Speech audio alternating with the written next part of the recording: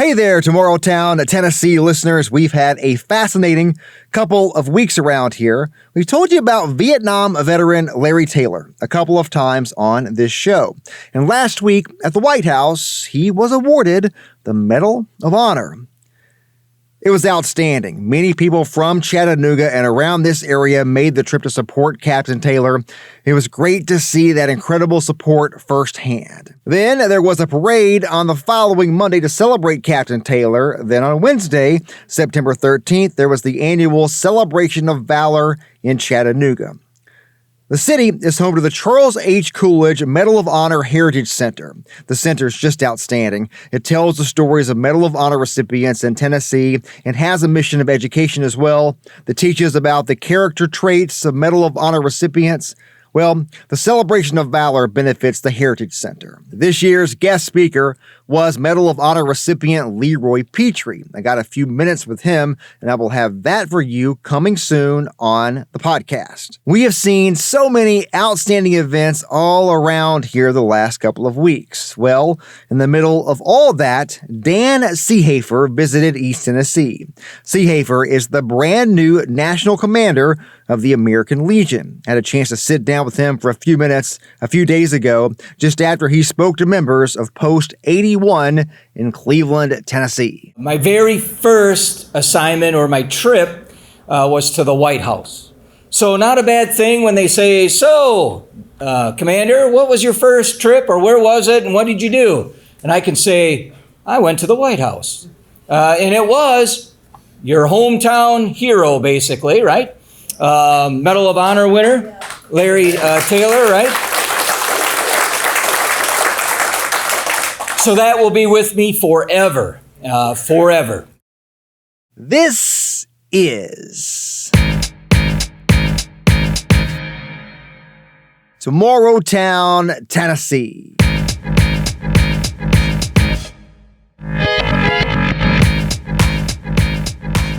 This is the podcast that talks to the people who call the Tennessee Valley home, discusses the problems we all face, and talks to those working on solutions. I'm Josh Roe. I will be your host for this journey.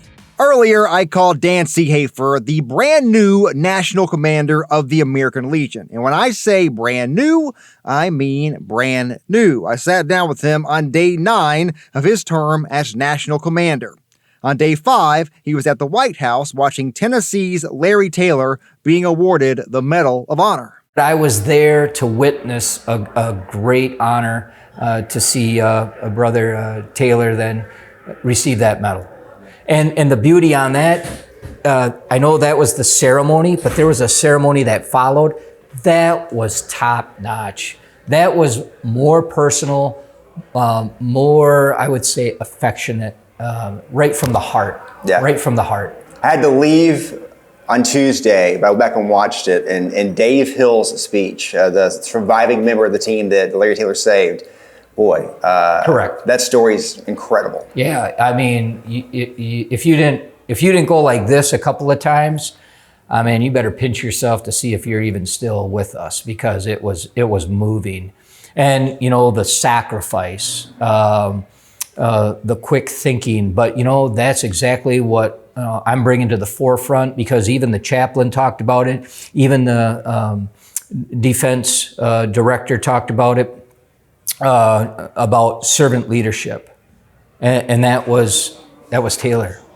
Definitely, he put those brothers first before himself. Yeah. Tell me about this. So 9 days on the job. When you travel the country, you said a long process to get here, and you talk to veterans. What are the issues that you're hearing the most of? Okay, we've got to figure these things out. Well, my theme is dealing with an issue, and that is be the one. That is something that maybe we have seen. I know we have been sponsoring an IndyCar. It's more than just a sponsor. I get a lot of feedback. It's like, well, you're into cars and all this. We're trying to get our name out. When I go back to say, hey, would you like to join the American Legion? When I first joined, my first response was, what's the American Legion? I did not know at first. And I don't want that to be the question anymore. I want to be like, hey, would you like to be a part of this family? And they would be like, yeah, I've been thinking about it. Not, what is the American Legion? And so the initial part is to get that name out, and that's with Be the One, as we're partnering with Chip Ganassi. But with that is the mission that we're doing, and that is to stop veteran suicide. That's our number one goal. As I mentioned to the brothers and sisters back here for this reception, two things I want us, and I want really even the world to know. And that is the American Legion changes lives and saves lives. Those are the 2 points that I want everyone to know about, and that we're family. And we'll do anything and everything. We want to destigmatize that aspect of, that, I'm not okay. It's okay. As we say, it's not okay to be okay, It's okay. So with that, we're here to help. We're here to help. We're here to embrace. We want it, as we always talk about, we're mission-oriented. We have purpose. We have purpose. And so that's why we have posts in the community. In fact, at one point, we had more posts in this nation than there were McDonald's. I don't know if anybody knew that, but that is a fact, So we're plugged into the nation, into our communities. And right here, this post is doing a great job, great in the community, having dignitaries here joining us. That was great. That's what it's about. Again, helping influence that 100% Americanism back into the communities. Yeah. When we talk about the crisis of veteran suicide, and this has been a crisis for years now, we know this. What are the answers? What can individual people do, veterans do, to help? Because I know that it's not a one factor solution here. Correct. What do you think is a practical way to really make a difference in that? Yeah, and if we had that magic answer, we would have been on it already. Because certain people, they can go longer. Some people, they just hit rock bottom and they do it. We don't know why they do it, in a sense like that. However, I really believe this, and this was with other physicians. We say there's two reasons, and that could be relationships and economics, right?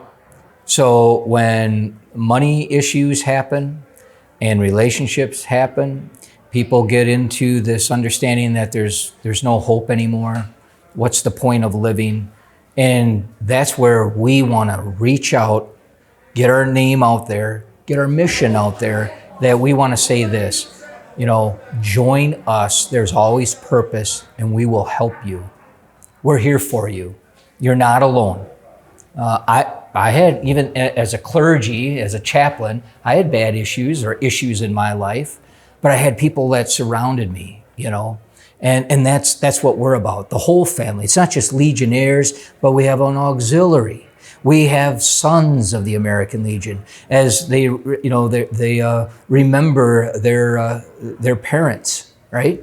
And then we have riders. It's a special program that we have, that some people love to just ride on motorcycles, and they're just part of it. They're mission oriented. That's what we're about. But we put purpose back into the life.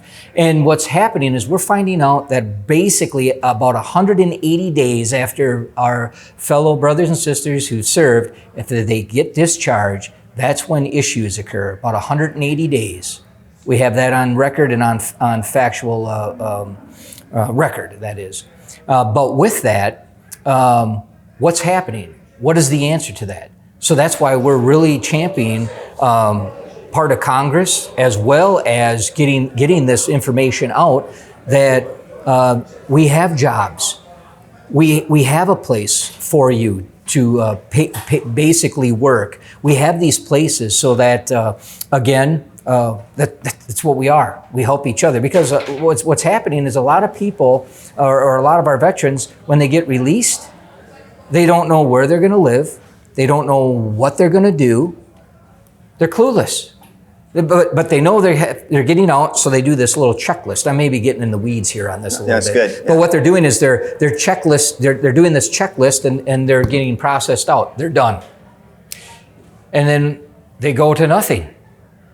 You know, the American Legion. If you go and reach out to legion.org, you know, or even to a local post and say, I need some help or some guidance, we're here for you. We'll get you in the right places. We will help. I have resources that will get you a resume, that will get you a high-paying job, because we know that's what it is. It's about economy, getting a well-paid job. If we have relationship issues, we're here also to help on that. Just the whole thing is bringing purpose back into one's life and direction. And we have nearly 3 million in the family, and we want more. We want more. Not just numbers, but we can do more for the betterment of America, and that's one of our themes as well. Strengthening America. Veterans strengthening America. I'm good with the weeds, by the way. I like the weeds. You mentioned during your remarks inside there to the group today about the PACT Act. Yes. And boy, it's huge for the veterans. It's also huge for the VA to try to figure out how to manage all the incoming claims. And I've heard from individual veterans who have said, you know, I should be on the list. I have an illness that qualifies. I have a, you know, my date of service qualifies. These kind of things, but it's not. I got denied again. Those kind of things. Are you hearing more of that there are people who are maybe not having the success they thought they might with the PACT Act? Being on the road, I have not heard those types of stories. Now, that's not saying I would dismiss them, because that's part of the traveling. It's just not to eat.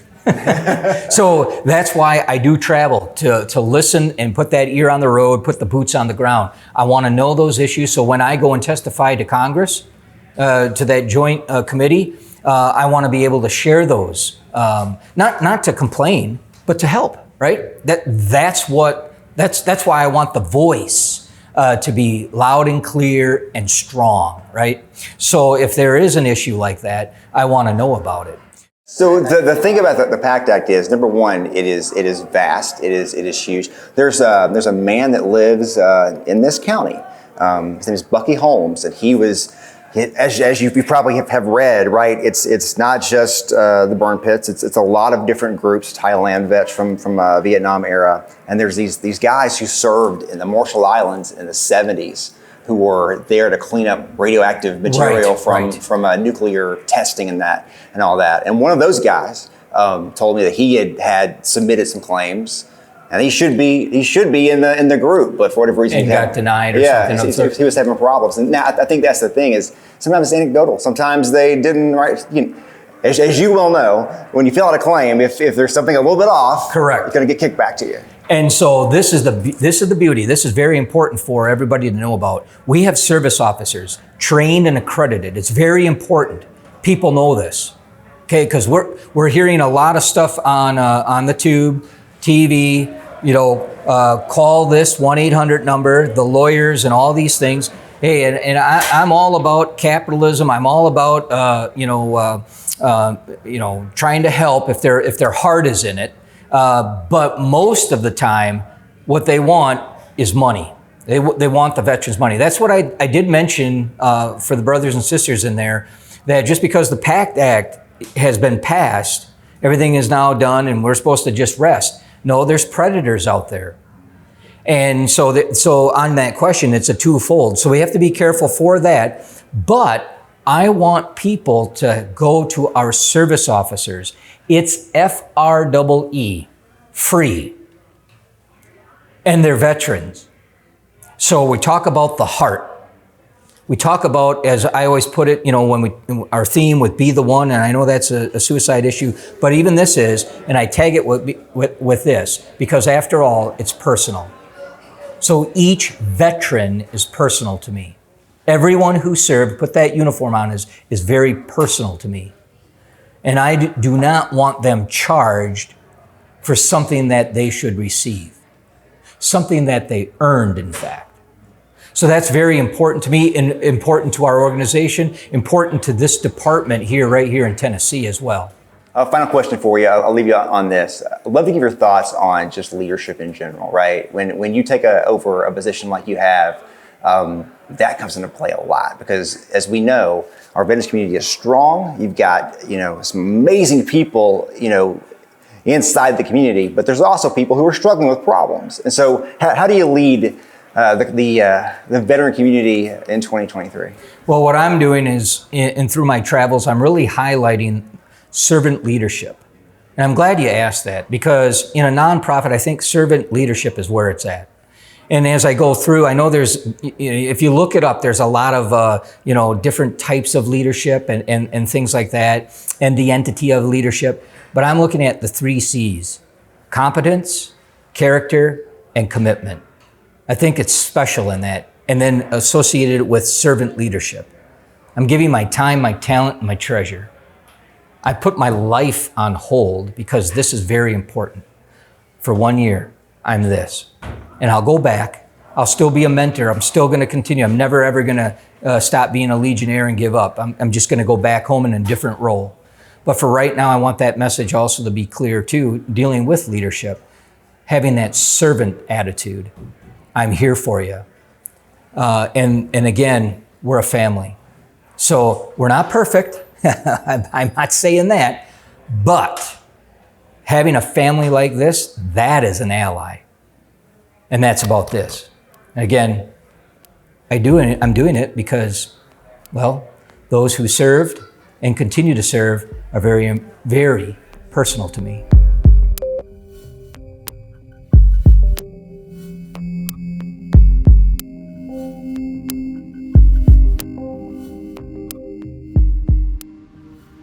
Okay, so full transparency here. When the interviews ended, Dan Seehafer asked me if I had considered joining the American Legion. And the truth is, I had considered that, and I told my friend in Rossville, Georgia, Jack Staples, previously that I intended to join. So I signed up right there on the spot. I am the first person Dan Seehafer signed up as president of the American Legion. Also, on that same day, I spoke to the state commander in Tennessee, Lanny Culver. That was also a great conversation. Look for that coming soon on Tomorrowtown, Tennessee. This podcast is a production of NewsChannel 9, Fox Chattanooga, and Sinclair Broadcast Group Chattanooga. We hope you join us again real soon.